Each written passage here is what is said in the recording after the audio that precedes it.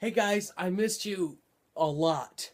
Okay? YouTube is like a second home to me, and I really hate it when I have to take time off, but I did, and I'm back, and every time I say that I will be making more videos and that I'm not going to be as busy, I get even more busy.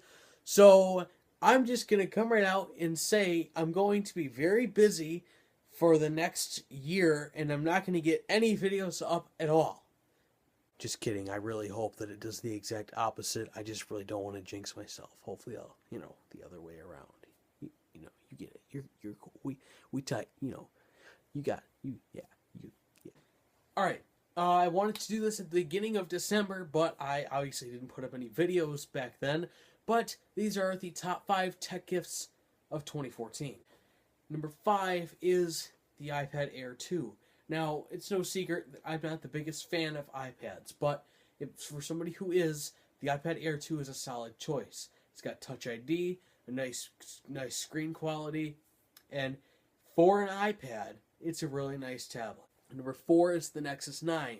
Now we're talking. The Nexus 9 is the new tablet by Google. They discontinued the Nexus 7 and the Nexus 10.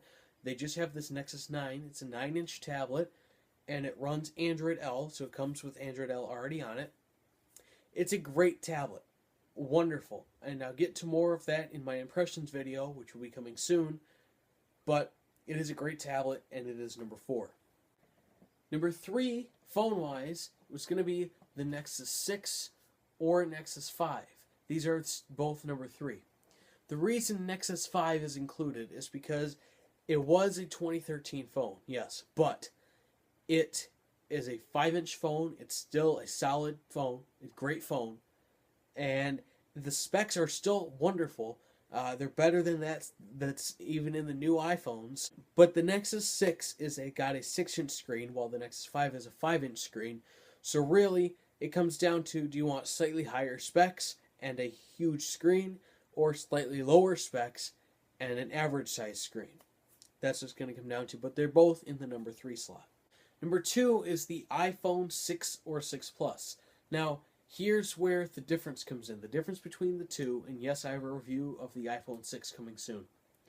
The difference between the two is the 6 Plus has a 5.5-inch screen, while the 6 has a 4.7-inch screen. The other difference is the iPhone 6 Plus has a slightly bigger battery, and it has optical image stabilization on the camera. Speaking of the camera, both of the iPhones have protruding cameras, which sucks. It's terrible. I hate that. But hey, whatever. Most people put a case on it anyway. But for iPhones, it's going to come down to one of two things. How big do you want the screen? Do you want it to be enormous? 5.5 inches, that's a little bit smaller than the Galaxy Note 4. That's a lot bigger than the Nexus 5. That's bigger than the Galaxy S5 is. Okay, so it's something to think about.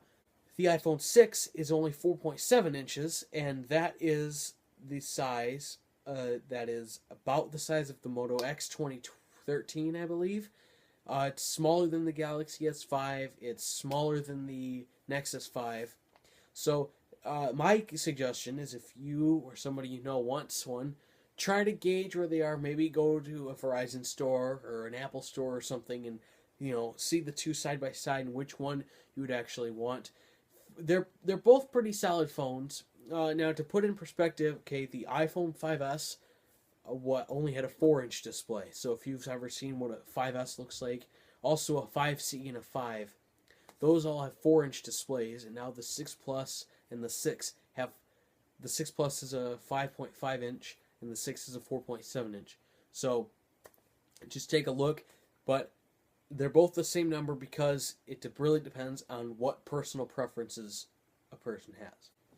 And number 1, this is a new product by Google. And at first I thought it was meant to kill off the Chromecast, but it's not. The Chromecast is still being sold. This is the Nexus Player. And I'm going to get into that in my review video, which will be next. But basically what it is it's like an Apple TV, but you can do a lot more with it. The remote for it has a microphone in it and a button, so you can push the button and say, give me the best Tech Talk episode ever. And then, then you have problems with it crashing because it'd be trying to give you every single video I've ever put up. But you could, search something that, wouldn't pop up so much, like, give me the best videos by the Techmaster guy. And then, it might crash then too because he doesn't put up any videos, Alex. Or I could say, give me the latest episode of, it's voice search. You get what I'm trying to tell you here, is it's voice search for YouTube. And you can do a lot more with it. It's not limited to just YouTube. And the best part is it's got all this extra functionality, but it can also do everything the Chromecast could do because Google Cast still works. So any Google Chrome tab can go to it. If you have Google Chrome installed on a computer, that can cast the entire desktop to the Nexus player. It can cast Android. It can cast from YouTube and Netflix and Google Play and all that other crap. So it's awesome. It is a little bit more pricey than the Chromecast, but it's pretty awesome. But I will get into all of that in my review video, which will be coming soon. Alright guys, that's my time. Don't forget to check out all the 4 links in the 4 corners of your screen. Still got the dance. Thank you for your time. Thank you for watching. Like, comment, subscribe. Do what you gotta do. I'm Joe Green, and I will see you next time. Alex.